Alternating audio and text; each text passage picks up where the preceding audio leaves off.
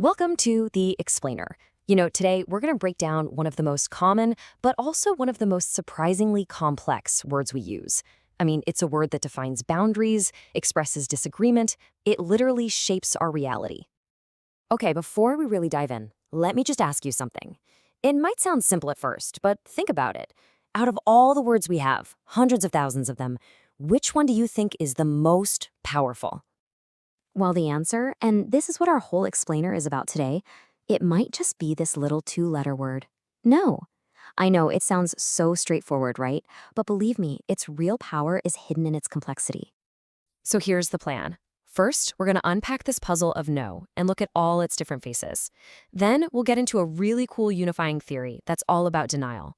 And finally, we'll see why looking at no as an action, well, why that changes literally everything.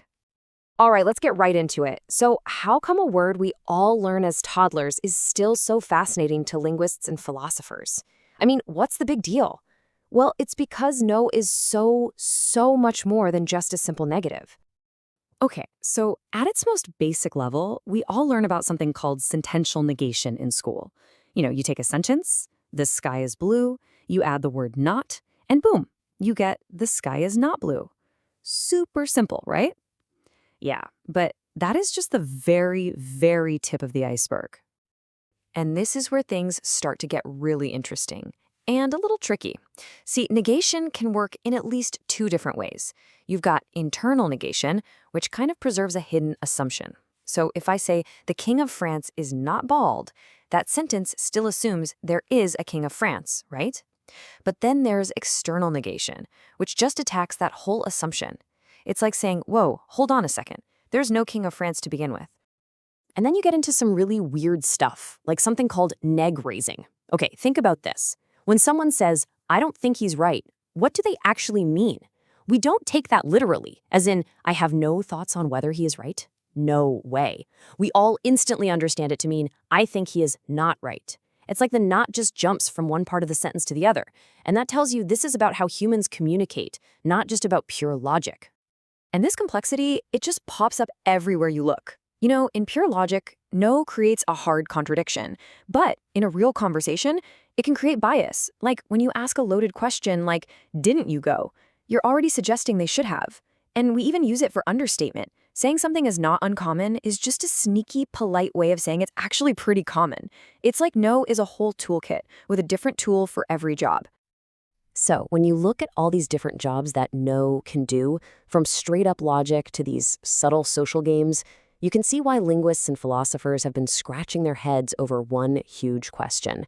Is there any way, is there one single idea that connects all of these things together?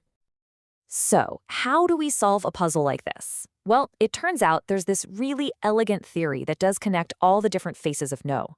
But, and this is the key, to really get it, we have to completely change how we think about what we're doing when we say that word. And the answer lies in this one powerful concept. The big idea is that no isn't fundamentally a logical switch, like on or off. It is a primary speech act. It's the act of denial. And all those other ways we use no and not, they all grow out of this one basic, fundamental human action of rejecting something. So what does this theory of denial, actually look like in practice? It's sometimes called rejectivism, which is a pretty cool name, and it's built on just a few core ideas that basically flip the whole script on how we've traditionally understood negation. Okay, so here's the core of it. First, the theory says denial is primary. The action of denying something came first, and our grammar just evolved to help us do it. Second, it sees communication kind of like a game, where the two most basic moves are saying yes, affirmation, and saying no, denial. And third, and this is super important, it defines denial not just as saying something is false, but as the active move of ruling out what someone else is trying to assert. Okay, so let's break that down, because this is the crucial difference. A statement, that's just the words, right? The sky is green. It can be true or false. An assertion is the action of me saying that to you, trying to get you to believe it. And denial is the opposing action you take to reject my assertion. See the difference? You're not just saying my statement is false, you're actively blocking my attempt to put it on the table.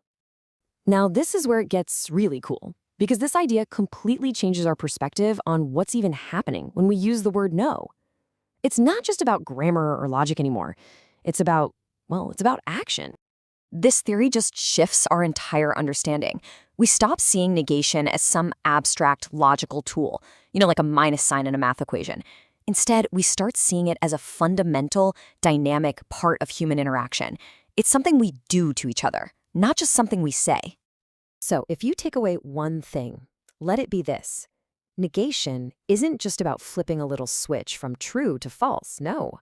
It's the way our language gives a voice to the very human act of rejection, of refusal, of denial. It's an action, and it has real social and psychological weight. And that leaves us with one last kind of provocative thought to chew on. If saying no really is an action, then what does that mean for disagreement? Suddenly, an argument isn't just two opposing facts bumping into each other. It's a clash of two opposing actions. One person is performing an assertion, and the other is performing a denial. So what does that mean for our debates, for our relationships, for our whole society? If disagreement isn't just about what's true, but about what we are willing to accept.